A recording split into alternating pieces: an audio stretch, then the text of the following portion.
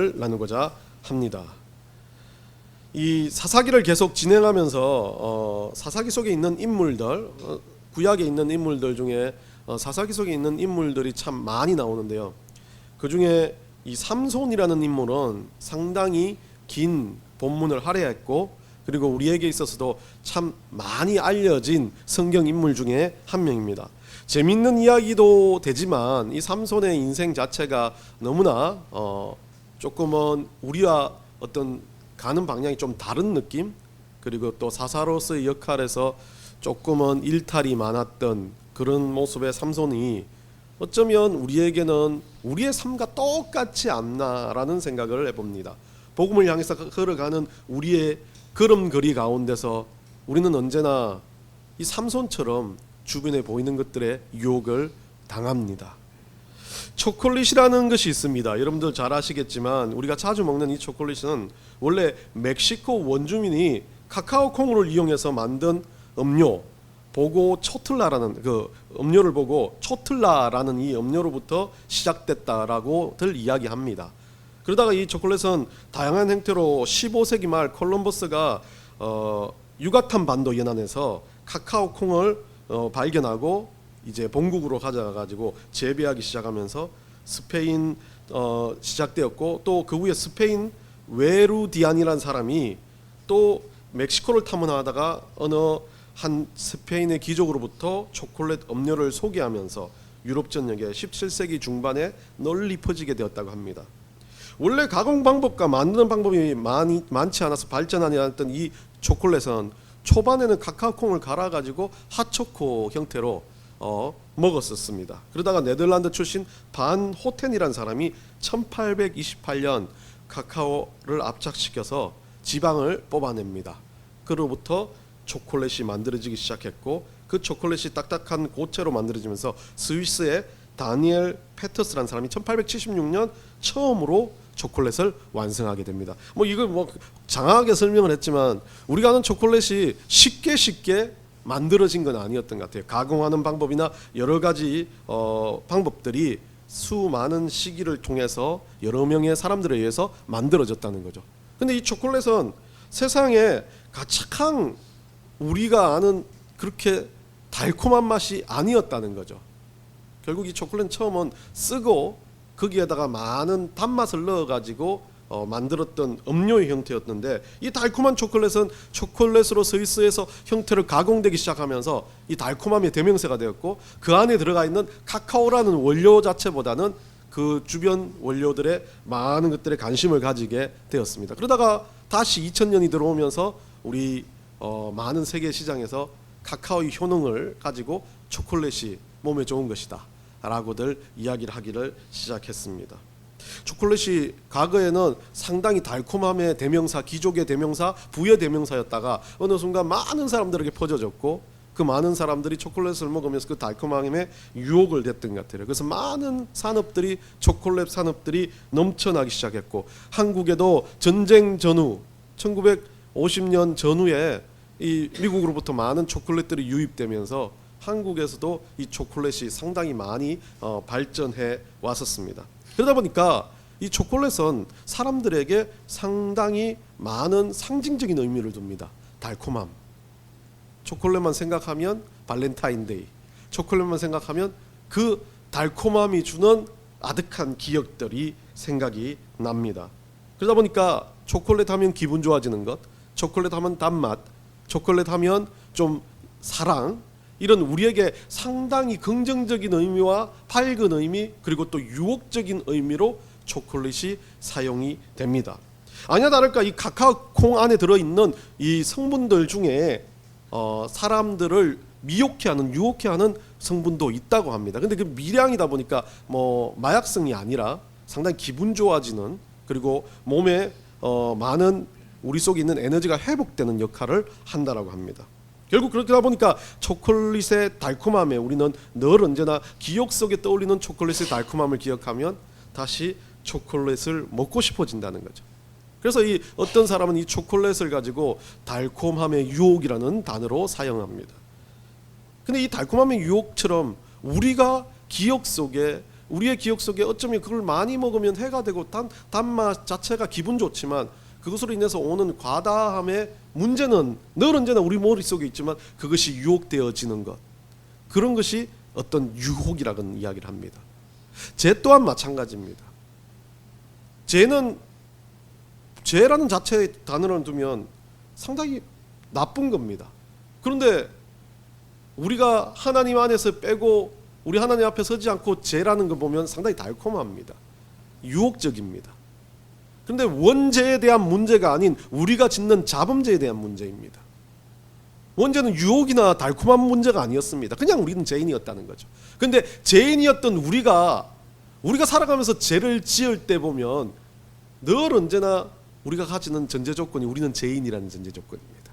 그러다 보니까 죄에 빠지는 우리들이 그 죄의 유혹을 어떻게 합니까? 달콤한 초콜릿을 먹듯이 합리화시킵니다. 이거 하나 정도는 괜찮아.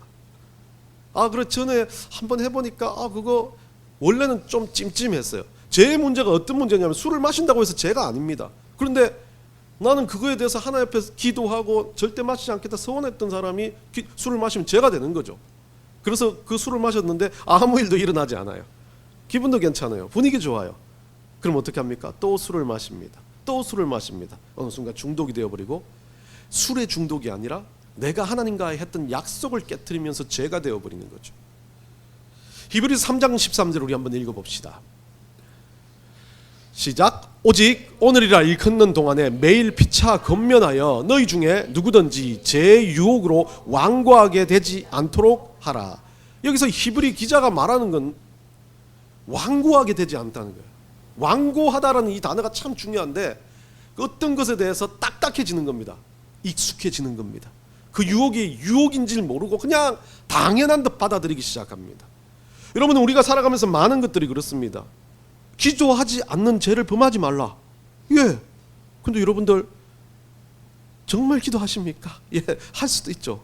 근데 하나님 원하시는 기도의 어떤 시간들이나 방향들이 있었어요. 여러분들 주일날 와서 이번 주에는 꼭 정말 말씀 보고 기도하고 돌아가겠습니다 했는데 주중에 말씀 한 번 안 볼 수 있지 않습니까? 그때 그것이 생각나지 않습니다. 기도하지 않은 게 생각나지 않습니다. 그냥 살다 보니까 힘들었어요. 그 끝입니다. 그런데 분명히 해야 될 건 우리가 기도하고 결단하고 돌아가서 그거 하지 않았다면 죄입니다. 사람들한테 금전적인 문제나 유혹적인 문제나 성적인 문제 그런 죄가 아니라 진짜 우리 삶의 작은 것 하나가 죄라는 거죠. 하나님 앞에 저지르는 작은 것 하나, 그것이 어떻게 된 겁니까? 큰 범죄는, 세상의 범죄는 그거 하면 안 되겠다는 세상의 법규가 있기 때문에 상당히 안 하려고 노력해요. 그런데 작은 것 하나, 하나님과 약속했던 작은 것 하나는 완고해지기 쉽습니다. 딱딱해지기 싫어요. 그거 안 해도 그냥 괜찮다라고 생각하기 쉬워지는 겁니다. 그게 바로 죄의 가장 큰 유혹입니다. 죄는 초콜릿보다 더 아주 지독한 달콤함으로 우리에게 다가옵니다. 안 해도 되는 것처럼, 그냥 그렇게 살아가도 되는 것처럼. 오늘 삼손이라는 인물을 죄의 유혹에 빠졌던 사람입니다. 사사였습니다. 리더였습니다. 오늘날로 말하면 아주 그 한 국가를 대표하는 신앙의 리더였습니다. 그 사람이 하나님 앞에 무너지는 장면들, 그리고 또 마지막에 소생이라고 하긴 그래요. 마지막 삼손이 하나님 앞에 기도하는 장면까지도 많은 이들은 하나님 비전의 사람 이렇게 하기도 하던데, 제가 보기에는 삼손이 비전의 사람이라고 불러주기는 참 애매한 인생을 삽니다.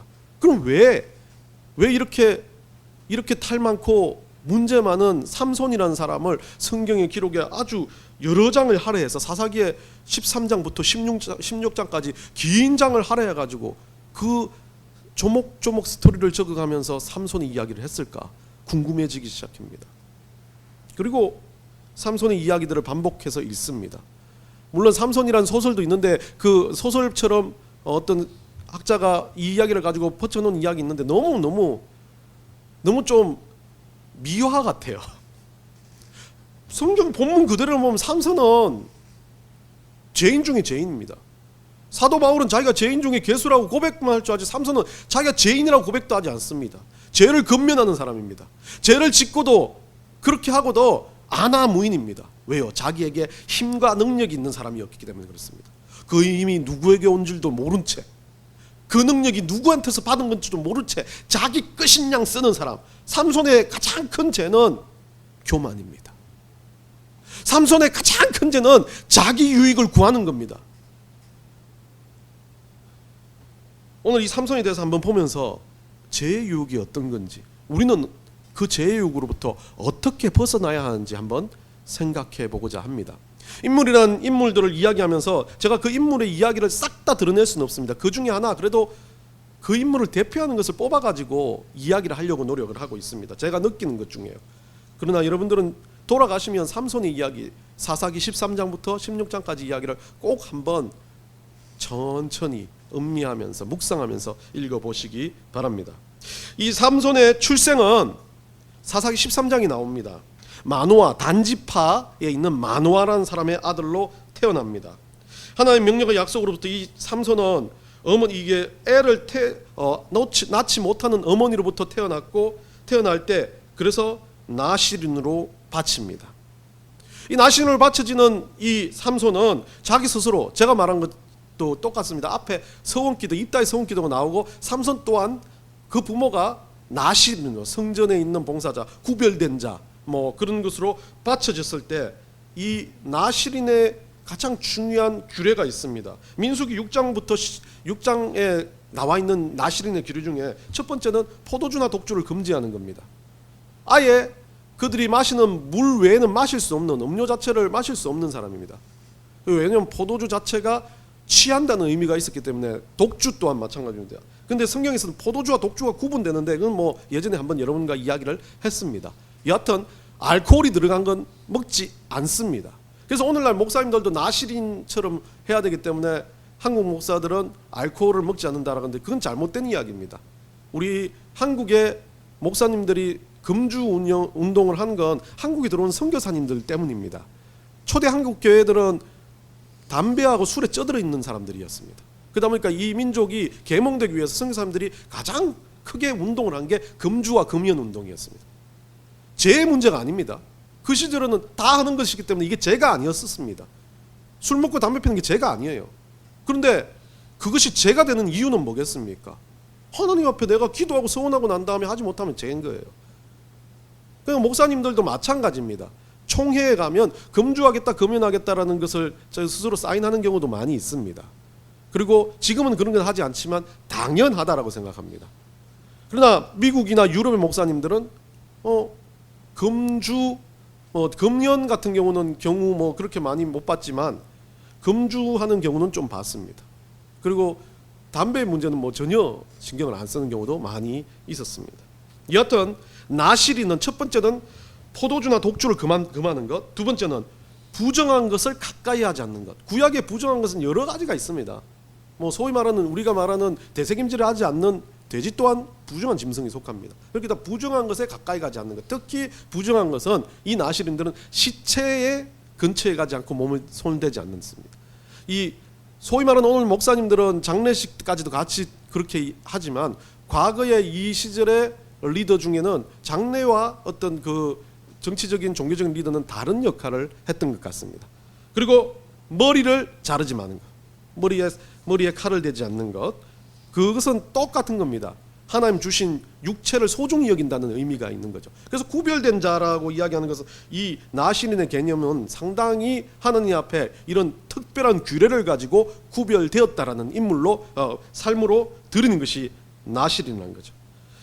사사기 13장 5절에 보면요, 보라 내가 임신하여 아들을 낳으리니 그가 그의 머리에 삭도를 대지 말라. 그 아이는 태에서 나옴으로부터 하나님께 바친 나시린이 됨이니라. 결국 삼손도 나시린으로 하나님께서 허락하셨고, 그 부모도 나시린으로 구별해 드립니다. 그러면서 삼손은 사사기 13장 24절 25절에 보면 이 성장을 하는데, 여호와의 영이 그에게 임하면서 사사의 역할들을 감당하기 시작합니다.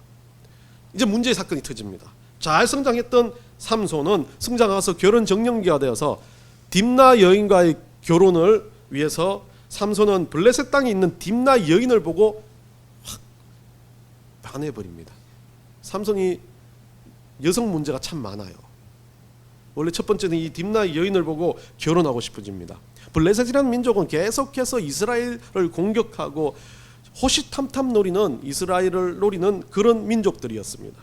근데 그 여인을 보고 결혼하고 싶어 하니까 과거 이방의 종족이었고 문제 있는 종족이었기 때문에 이 마노는, 아버지 어머니는 마노아는 절대 안 된다고 합니다. 결혼을 반대합니다. 그러나 부모의 결혼을 반대해도 이 삼손은 아버지하고 같이 다 설득해서 그 아버지를 보여주겠다 해가지고 그 딥나 여인한테로 데리고 가는 장면에서 오늘 본문이 있습니다.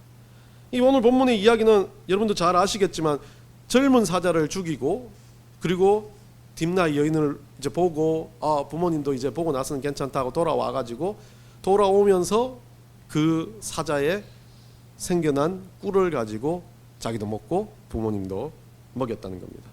뒤에 이야기를 하겠지만 이 사건이 그냥 쉬운 사건, 아주 단순한 사건 같지만 이 삼손의 인생에 있어서 완전 전환기, 절대적인 전환기를 맞이하는, 아마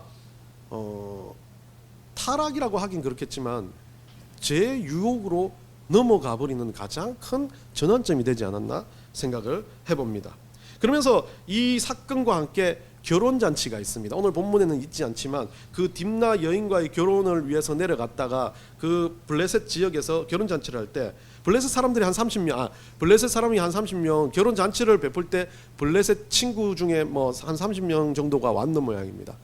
그래서 그 오니까 삼손이 기분 좋아가지고 그들의 풍습을 보면 서로 이제 이야기, 수수께끼를 내 가지고 그걸 맞추면서 뭐 맞으면 뭔가 살해를 하고 그랬던 것 같은데, 이 삼손이 수수께끼를 내는데 많은 사람들은 이거를 이야기하지 않지만 삼손이 그들에게 내걸었던 조건이 겉옷 30벌, 이 못이 베옷 30벌, 60벌의 옷을 권합니다. 왜냐하면 30명이 왔기 때문에 너희들한테 겉옷 속옷까지 다 주겠다라고 이렇게 퀴즈를 내는데, 그 퀴즈의 내용이 뭐겠습니까? 자기가 때려잡았던 사자와 꿀에 대한 이야기입니다. 아무도 모르죠. 부모님 아니면. 뭐 부모님도 잘 모를 수도 있어요. 그를 모호하게 퀴즈를 냅니다. 강한 것이 뭐냐, 달콤한 것이 뭐냐라는 퀴즈를 냈고, 그 퀴즈를 맞추지 못하니까 30명의 하객들이 이 딥나 여인을 꼬셔가지고 삼손에게 그 정답을 가져가서 맞춥니다. 삼손이 그래서 분노해가지고 다 쳐 죽이죠. 30명을 다 죽여버립니다. 그리고 죽여버리고, 참 대단한 게 죽여버리고 그거 필요 없다라고 던져버리고, 그들에게 옷도 다 던져버리고 블레셋 던져버리고 내려옵니다. 그 딥나 여인은 딴 사람한테 가게 버리고요. 이거 보면 상당히 삼손 입장에서 보면 방탕화 같은 모습이겠지만 삼손의 가장 근본적인 문제가 여기 안에 들어 있습니다. 오늘 사건을 이야기하기 전에 삼손이 그 사건을 가지고 뭐 한 겁니까? 자기 자랑 아닙니까? 수수께를 냈는데 그 이야기를 못 맞추면 어떤 이야기 나와야 돼? 야, 잘 들어봐. 내가 오는 길에 젊은데 막 사자가, 아파트 10층짜리 많은 사자가 나한테 나타나가지고 내가 그걸 딱 만나마자 눈빛을 먼저 제압한 거야. 너 거기 가만히 있어. 그리고 가서 그 입을 잡아가지고 확 찢어버렸어. 그 말 하고 싶었다는 거야. 그걸 못해서 가지고 얘들이 맞춰버리니까 화가 난 겁니다. 여러분 생각해 보면요, 많은 분들이 이 이야기를 가지고 여호와 영이 임하였다, 그래서 그렇게 했다고 뭐 하는 부분들을 이야기하는데, 조금은 우리 생각해 봐야 됩니다. 하나님이 나에게 육체적인 강건한 은혜를 주셨다면 내가 그 일을 했어요. 이건 내 힘이 아닙니다. 하나님 뜻대로 되시옵시다.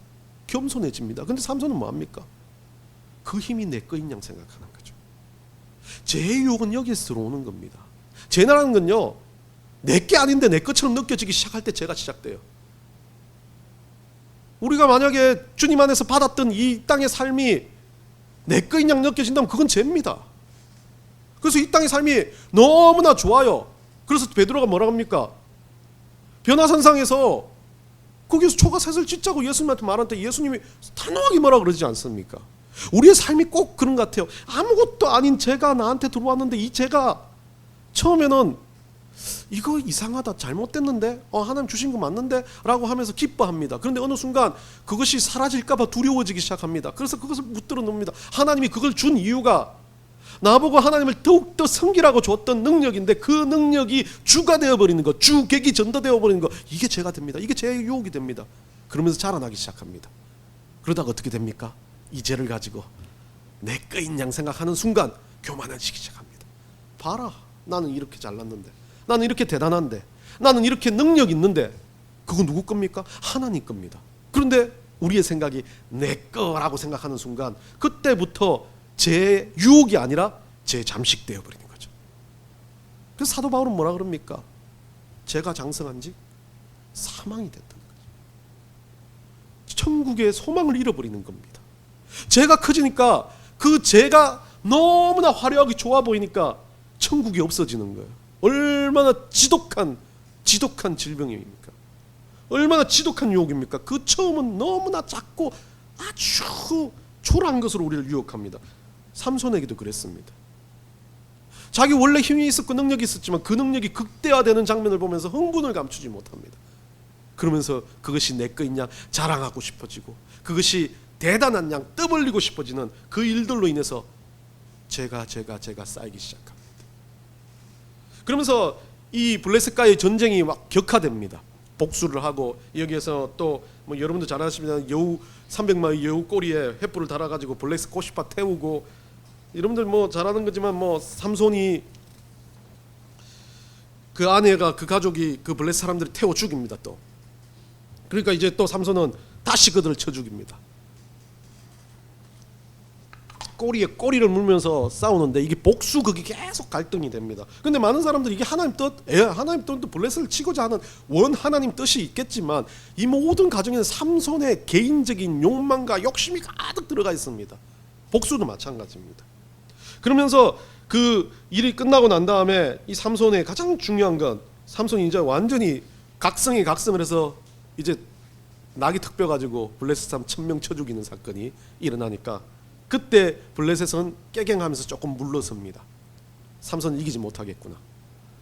그러다가 사사기 16장에 가보면 들릴라라는 여자가 나오는데요. 이 들릴라라는 여자가 블레셋 사람이었습니다. 이 여인도.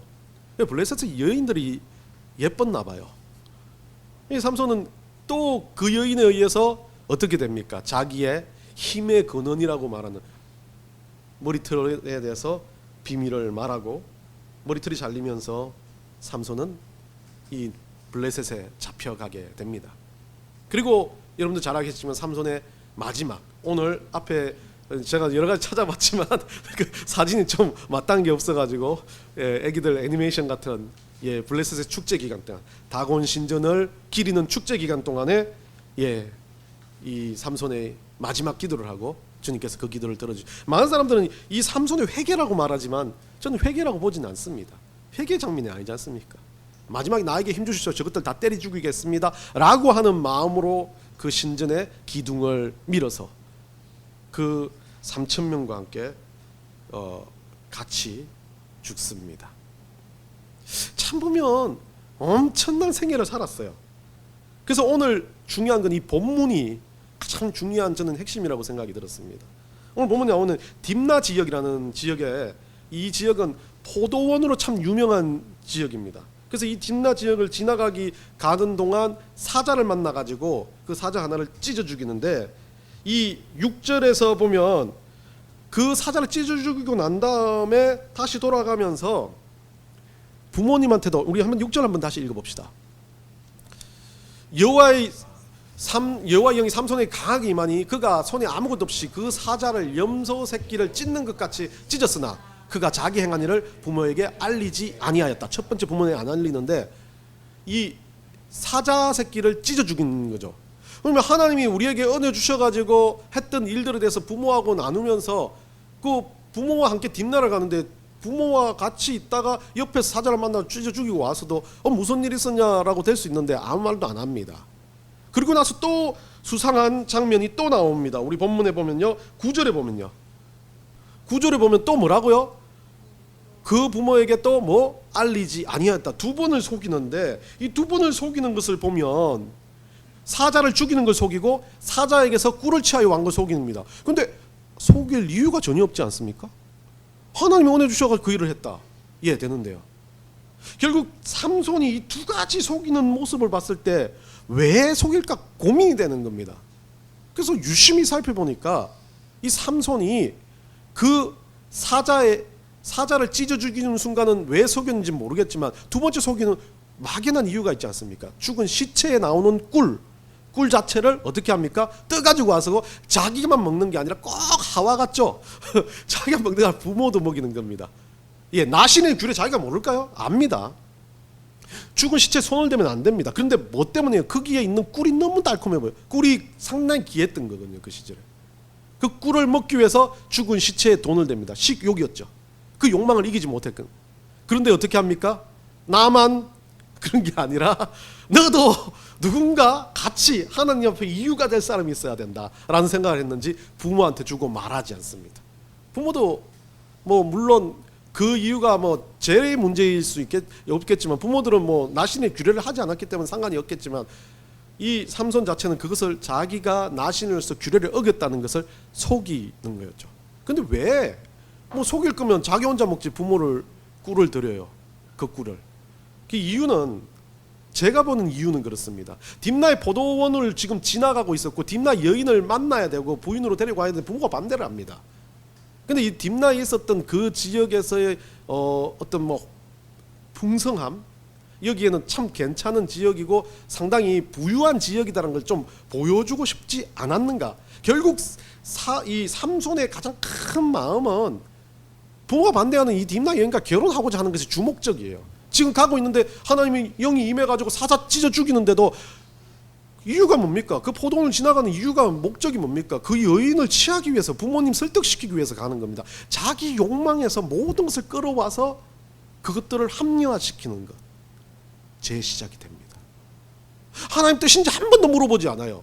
여호와 영이 있다는데 그 영이 임한 것에 대해서 뜨거운 은혜에 대해서 감격하지도 않아요. 누구한테 그 뜨거운 영에 대해서 전도하거나 말해주지도 않아요. 자기 혼자만 알고 이거는 내 거야 라는 생각을 가지기 시작하는 겁니다. 여러분, 죄라는 것 자체가요, 이 죄유혹이라는 것 자체가 그냥 단순하게 처음 시작하는 게 아니라 가랑비에 물었듯이 그냥 내 생각이 맞지 하는 것으로부터 시작되는 겁니다. 그러다 보면 조금씩 스며들어도 어느 순간 그 죄가 장성해서 뭐가 없어집니까? 내 속에 성령이 없어지는 겁니다. 에스겔 18장 30절 우리 한번 읽어봅시다. 다 같이 읽습니다. 주 여호와의 말씀이니라. 이스라엘 족속아, 내가 너희 각 사람이 행한 대로 심판할지라. 너희는 돌이켜 회개하고 모든 죄에서 떠날지어다. 그러한즉 그것이 너희에게서 죄악의 걸림돌이 되지 아니하리라. 우리에게 있어서는 죄의 문제가 생기면 이거 잘못됐다라고 생기면 뭔가 하나님과 약속을 어겼다고 생기면 주님 앞에 무릎 꿇고 회개하는 방법이 있습니다. 그런데 삼손은 어떤 구분에서도 회개란 게 없고 그것이 더욱더 어떻게 됩니까? 더 자기 합리화로 가기 시작합니다. 잘못 자체를 어떻게 만드는 겁니까? 그것이 그냥 당연한 거인 그냥 만들어버리는 거. 이게 죄가 우리에게 유혹이 아니라 침습된 상황에서 제가 번져가는 겁니다. 여러분, 우리는 죄의 유혹에 들어가지 않기 위해서 안간힘을 써야 합니다. 이왕이면 죄의 유혹에 들어가면 그 죄에서 떠나려고 하면 너무나 힘든 과정을 거쳐야 됩니다. 원래 중독자가 그러지 않습니까? 중독이 걸리고 나면 중독을 벗어나기 너무 힘듭니다. 근데 중독이 걸리기 전에는 훨씬 더 쉽다라고, 예방하기 쉽다라고 말하지 않습니까? 죄도 똑같습니다. 죄에 빠지는 유혹으로부터 우리는 차단돼야 됩니다. 그 유혹이 이 삼손에게는 뭐였습니까? 첫 번째 유혹은요, 이 딥나, 부모가 반대하는 딥나 여인이 만나 안 만나에 대해서 기도 한번 해보고 하나님 앞에 무릎 꿇었다는 내용이 전혀 없습니다.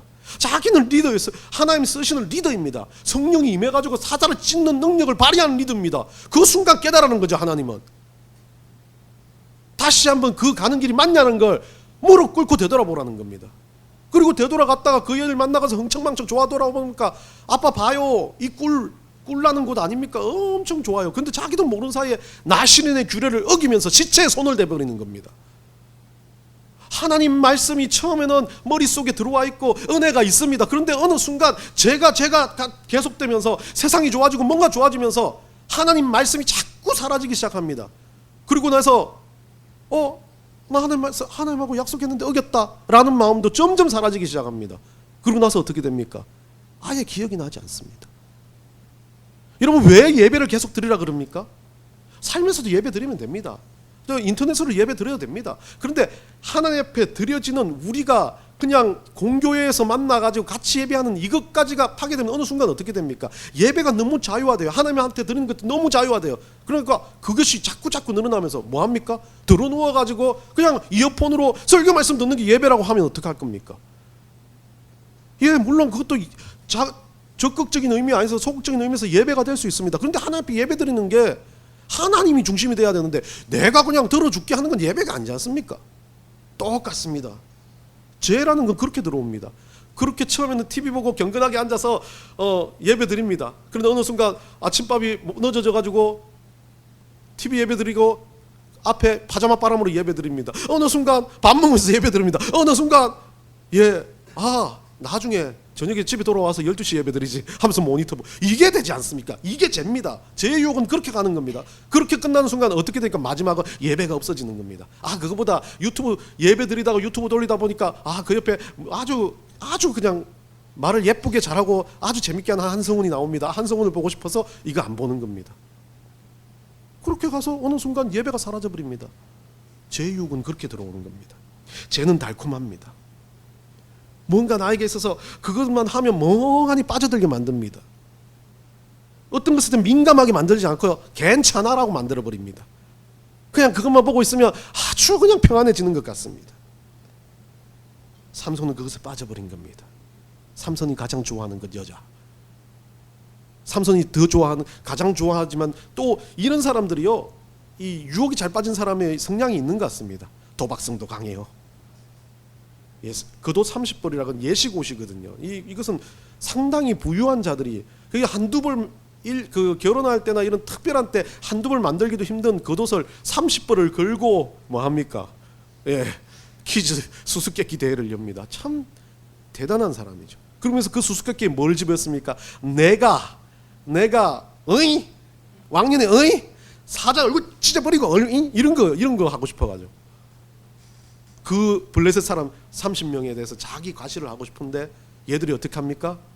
룰을 어깁니다. 아쿠나 잘 됐구나 하면서 어떻게 하면 포악한 사람입니다. 때려 죽여버립니다. 삼손의 또 하나의 잘못은 바로 자기 만족과 유익입니다. 자기 기준에 욕망의 선을 두고 그것을 만족하는 것이 삼손입니다. 죄를 숨기기 위해서 그 모든 것을 자기 기준에 의해서 감춰버리는 사람입니다. 자기 만족이 너무 강한 사람이기 때문에 이 사람은 독성과 아집이 강합니다. 어떻습니까? 자기 기준에 맞지 않으면 하나님 뭐라고 해도 상관없이 그냥 가서 쳐 죽여버리고 마는 인생입니다. 남들의 피해에 대해서는 아랑곳하지 않습니다. 자기가 그렇게 하는 것 때문에 이스라엘 민족이 피해당하는 거 생각하지 않습니다. 무분별하게 때려 죽이고 그 블레셋이 다시 쳐들어와서 이스라엘 민족들을 그렇게 괴롭히게 만드는 거, 복수의 복수를 낳게 만드는 것에서 신경 안 씁니다. 내가 힘이 있으니까 내 뜻대로 안 돼, 이것 봐라 꿇어라고 생각하는 겁니다. 돈을 좀 가졌다, 육체적인 능력을 가졌다, 세상의 권력을 가진 사람들이 꼭 그렇지 않습니까? 죄는 그 권력이 돈이 죄가 아닙니다. 그것들 때문에 바뀌어지는 내 마음이 죄가 되는 겁니다. 9절에서 다시 삼손이 꿀을 떠서 자기 부모에게 가져주는 장면을 보면 그렇습니다. 이 사람은 익숙한 사람입니다. 자기가 내키면 하고 안 내키면 안 하는 겁니다. 지금 자기 일, 자기 목적을 이루기 위해서는, 부모님을 설득하기 위해서는 어떤 것으로든지 어떤 방식으로든지 다 합니다. 그것이 하나님 말씀을 떠난다 할지라도 그것을 해버리는 겁니다. 해보고 결과만 좋으면 하하 딥나 여인은 괜찮겠구나. 그리고 그 일에서 어떤 사단이 일어납니까? 결혼이 파탄이 되어버립니다. 그 한 여인에게 당한 것은 끝납니까? 아닙니다. 자기 인생에 가장 치욕을 겪게 하는 또 여인을 또 만납니다. 그러면서 또 빠져버립니다. 부모님한테 알리지 않고 그렇게 하면서도 하나님 앞에 무릎 한번 꿇지 않던 이 삼손이 어떻게 감히 마지막에 하나님 앞에 회개기도를 했다고 볼 수 있겠습니까? 그 마지막 사사기 16장 28절로 한번 보겠습니다. 다 같이 읽습니다. 삼손이 여호와께 부르짖어 이르되 주 여호와여 구하옵나니 나를 생각하옵소서. 하나님이여 구하옵나니 이번만 나를 강하게 하사 나의 두 눈을 뺀 블레셋 사람에게 원수를 단번에 갖게 하옵소서 하고. 뭐라고 되어 있습니까? 마지막 기도입니다. 이게 여러분들 얼마나 비교됩니까? 예수님 뭐라 그랬습니까? 예수님 마지막에요, 내가 목마르다 하기 전에 주님 나를 버리시나이까? 라고 이야기하기도 하고, 예수님이 하신 모든 말을 보면 누구를 원망해서 원수를 갖게 해달라, 저것들 단숨에 다 퍼지게 해달라고 한마디도 하지 않습니다. 고통 속에서 죽어가면서도 예수님은 영혼 사랑하는 것, 자기 옆에 있는 제수 사랑하는 마음, 우리 인류를 사랑하는 마음밖에 없었던 예수님과 달리 삼손은요, 인생의 마지막 기도에 회개가 아니라 복수였습니다. 그런데 이것이 회개 기도입니까? 아닙니다. 회개 기도는요, 죄를 지었을 때 그 죄에 대해서 보는 겁니다. 부르짖을 때 하나님 앞에 구하옵는 건 나를 생각하옵소서가 아닙니다. 주님 제가 잘못했습니다라고 먼저가 맞습니다. 그런데 삼손은 나를 생각해 주시오. 그리고 이번 한 번만 나의 소원을 꼭 들어주세요. 근데 하나님이 이거 들어주십니까? 안 들어주십니까? 들어주십니다. 왜 들어주십니까? 우리는 잘못 오해하면 안 됩니다. 삼손을 사랑해서요? 삼손이 했던 것이 괜찮아서요? 삼손이 회개 기도했기 때문에 다 끝나버려서? 아닙니다. 가장 큰 문제는 이 블레셋 사람들이 뭐 하고 있습니까? 다곤 신전에 모여가지고, 다곤은 물고기 신이었거든요. 풍요를 상징합니다. 뒤에는 뭐 농업의 신으로도 이야기하는데, 이 블레셋 사람들이 해양 쪽, 지중해 쪽에 있는 민족들인데 해양의 민족이라 그럽니다. 그러다 보니까 이 물고기 신을 섬겼습니다. 그러다 뒤에 뭐 농업의 신으로도 바뀌고 풍요의 신이기 때문에 이 다곤 신 앞에서 뭘 합니까? 삼손을 조롱합니다. 삼손을 지켜줬던 여호와라는 신을 조롱합니다. 하나님은 그것 때문에 삼손을 쓴 거지, 삼손이 기도해서 그것을 이용하겠다는 건 아니었습니다. 어쩌면 우리의 모든 기도도 잘못 생각하면 그래요. 어떤 일들이 잘 됩니다. 내가 부가 하나님 앞에 하게 기도해달라는데 그게 됐습니다. 봐라, 기도응답 받았잖아 라고 이야기하는 성경 너무 많지 않습니까? 그런데 하나님은 하나님의 뜻을 이루기 위해서 그거 하십니다. 그런데 우리는 꼭 어떻게 생각합니까? 봐, 내가 하나님께 기도하니까, 진짜 기도한 사람 내가를 안 붙여요. 하나님 주셔서 감사합니다. 끝입니다. 그리고 그 다음은 하나님 내가 어떻게 해야 되겠습니까? 나의 일을 잘못해도 하나님 이렇게 은혜 주십니까? 라고 이야기하는 게 대부분이어야 되는데, 그게 진짜 정말 회개하는 그리스도인, 죄의 유혹에서 떠날 그리스도인인데, 내가 이거 받았으니까 나와서 내가 기도하니까 되더라. 그러면서 저는 이것도 조금은 문제가 있습니다. 우리가 정말 우리 교회가 기도하니까 저 옆에 건물을 주셨습니다. 내가 이것이 너무 강조가 되는 기도들이 꼭 하나님이 하는 게 아니라 우리가 하는 것처럼, 내가 하는 것처럼, 삼손도 마찬가지였던 거죠. 교만한 사람은 언제나 모든 것이 자기 중심적으로 흘러갑니다. 교회도 그렇습니다. 모든 것이 교회 중심적으로 흘러가는데 그 교회에 하나님 빠져버리니까 그냥 알맹이 없는 교회가 되어버리는 겁니다. 삼손도 그랬습니다. 죄의 유혹은 여기서 시작되는 겁니다. 어느 순간 그것이 파멸로 다가옵니다. 그러면서 삼손은요, 사사기 16장 30절에 뭐라 그럽니까? 내가 죽을지라도 그들과 함께 죽기를 원하냐. 얼마나 지독한 사람입니까? 그런 거 있지 않습니까? 너 죽고 나 죽자. 우리 경상도 사람들이 잘하는 것 같아. 내가 죽더라도 너는 꼭 죽이고 내가 죽겠어. 내가 죽어도 너는 꼭 죽이고 내가 죽는다. 두고 봐. 이거 다 뭐가 들어가 있습니까? 원한, 자기 중심, 내가 할 수 있어. 그런 삼손이 회개를 했다고 볼 수는 없는 거죠. 교만한 사람이었습니다. 끝까지 자기 중심적인 사람이었습니다. 그리스도인들은요, 자기 중심일 수 있습니다. 자기 만족을 위해 살 수 있습니다. 그런데 그 자기 만족을 위해 살다가 어느 순간 하나님이 생각나면 하나님 죄송합니다라고 회개하는 게 그리스도인입니다. 물론 오래 가지 않는다 할지라도. 그리고 또다시 반복됩니다. 그런데 삼손은 그렇게 눈알 뽑히고 힘들고 어려운 상황에서도 분노에 그냥 죽이고자 하는 마음밖에 없었다는 겁니다.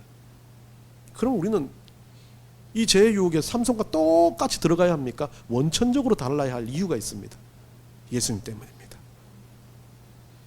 교만한 사람은 그 교만을 이기지 못해 살아가지만, 복수하기를 원해 살아가지만, 예수님은 죄를 죄로 벗고 복수를 복수로 갚으라고 말하지 않습니다. 얼마나 힘들고 어려운데도 그 이루지 못하는 그거, 사랑하라는 그거 하나로 우리에게 이야기합니다.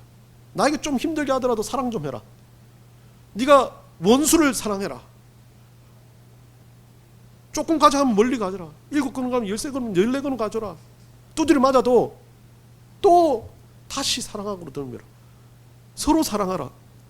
이게 예수님이 우리한테 주는 계명이었습니다.